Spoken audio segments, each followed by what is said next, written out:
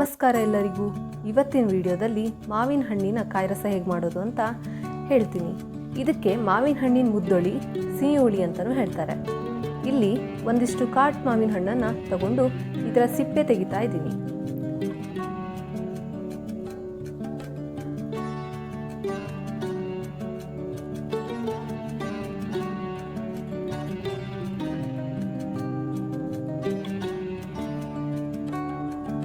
ಈಗ ಇದನ್ನು ಹಣ್ಣಿನ ರಸ ಬರುವ ಹಾಗೆ ಹಿಂಡಬೇಕು.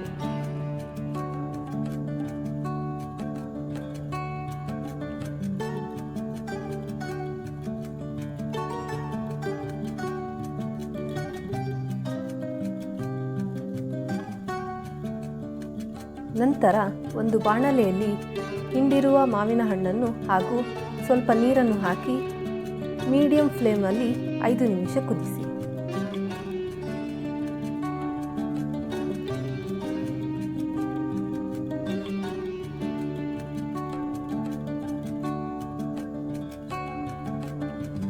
ಈಗ ಇದಕ್ಕೆ 1.5 ಚಮಚ ಉಪ್ಪು,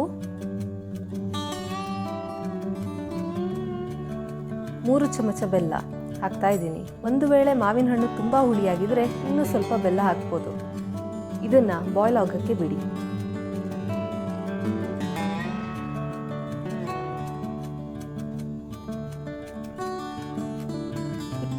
ಈಗ ಇನ್ನೊಂದು ಬಾಣಲೆಯಲ್ಲಿ 2 ಸ್ಪೂನ್ಸ್ ತೆಂಗಿನೆಣ್ಣೆ,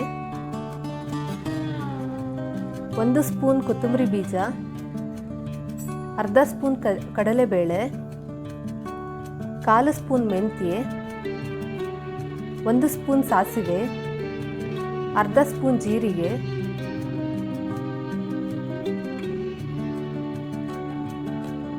ಹಾಗೂ 1 ಸ್ಪೂನ್ ಎಳ್ಳು, 4 ರಿಂದ 5 ಒಣಮೆಣಸಿನಕಾಯಿ ಹಾಕಿ ಹುರಿಯಿರಿ.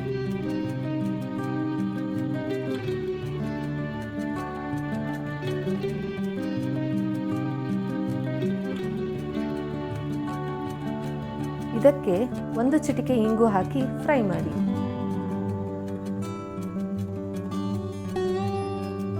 ಈಗ ಮಸಾಲೆಗೆ ರೆಡಿಯಾಗಿದೆ.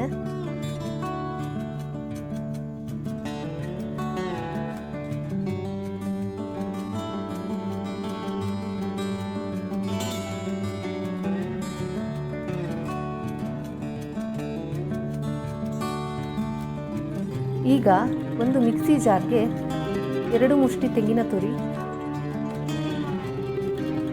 ಹಾಗೂ ಹುರಿದ ಮಸಾಲೆಯನ್ನು ಹಾಕಿ ರುಬ್ಬಿ.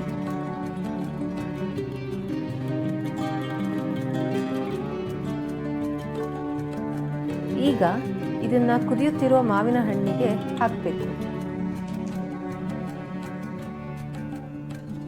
ತದನಂತರ ಅರ್ಧ ಕಪ್ ನೀರನ್ನು ಹಾಕಿ ಅದಕ್ಕೆ.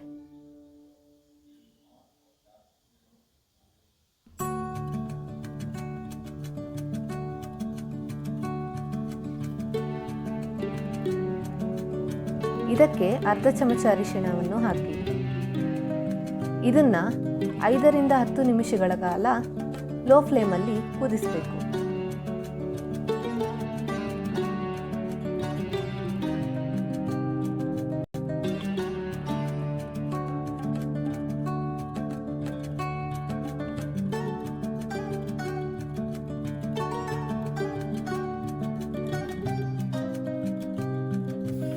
ಈಗ ಒಗ್ಗರಣೆಗೆ ರೆಡಿ ಮಾಡ್ಕೊಳ್ಳೋಣ. ಇದಕ್ಕೆ 1 ಸ್ಪೂನ್ ತೆಂಗಿನೆಣ್ಣೆ, 1 ಸ್ಪೂನ್ ಸಾಸಿವೆ, ಅರ್ಧ ಸ್ಪೂನ್ ಜೀರಿಗೆ ಹಾಗೂ ಸ್ವಲ್ಪ ಕರಿಬೇವಿನ ಎಲೆಗಳು. ಒಗ್ಗರಣೆ ರೆಡಿ ಆದಮೇಲೆ ಇದನ್ನು ಮಾವಿನ ಹಣ್ಣಿನ ಕಾಯಿರಸಕ್ಕೆ ಹಾಕಿ. ಮಾವಿನ ಹಣ್ಣಿನ ಕಾಯಿರಸ ಕಂಪ್ಲೀಟ್ ಆಗಿ ರೆಡಿಯಾಗಿದೆ. ಇದು ದೋಸೆ, ಚಪಾತಿ, ರೊಟ್ಟಿಗೆ ಆಗುತ್ತೆ ಹಾಗೂ ಅನ್ನದ ಜೊತೆಗೆ ಚೆನ್ನಾಗಿರುತ್ತೆ. ಇದನ್ನು ನೀವು ಕೂಡ ಟ್ರೈ ಮಾಡಿ.